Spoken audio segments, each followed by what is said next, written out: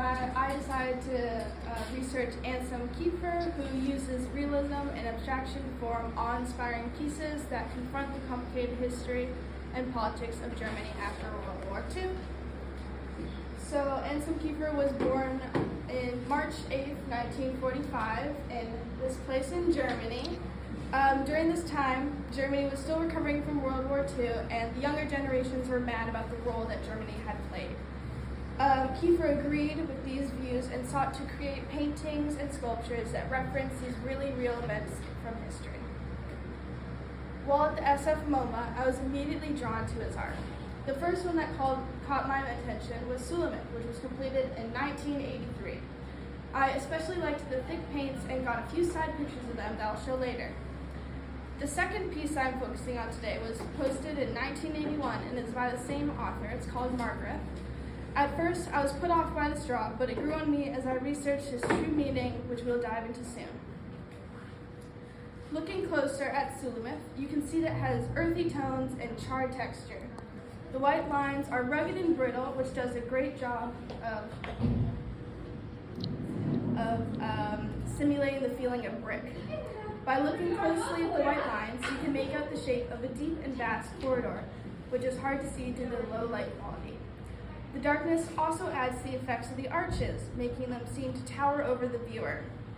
I love Suleiman because of its symmetry and perspective that forces the reader to narrow in on the fire atop the stairs.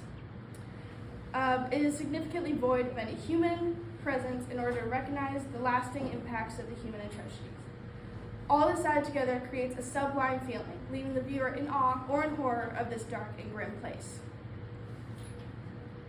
Now this piece isn't as representational as Suleiman and doesn't have any recognizable shapes.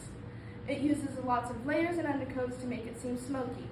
The straw adds lots of texture, which is something not often seen in painting. The level of light isn't as dark as the first because the flames counteract the dark ashes at the bottom. While the muddy paint and straw makes viewers uncomfortable, they can't look away.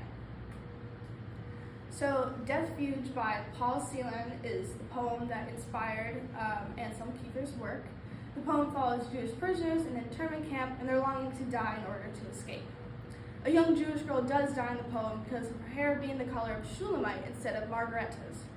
The words, "Your golden hair, Margareta," and "Your ashen hair, Shulamite," represents the perfect beauty standards for German and Jewish women at the time.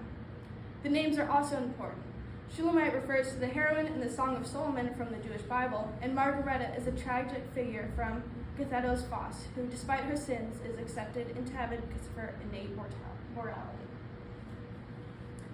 Kiefer represented the poem more clearly in Margareta by assimilating Margaret's blonde hair with straw, while Shulamite's brown hair lays in ashes at the bottom.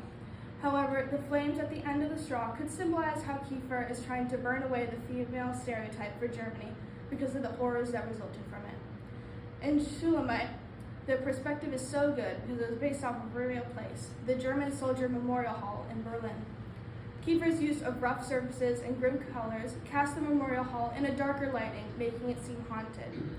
The artist masterfully transformed architecture meant to honor Nazis into a memorial for their victims.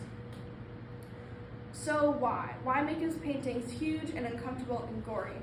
Well, Germany was horrified by the Nazis' actions and naturally did not want to talk about it. In the late 1960s, the silence surrounding the crimes of the Nazi regiment was ruptured by a young vocal generation petrified by their collective German past. They struggled to reconcile their shame and redefine what it meant to be German in a post-Nazi world.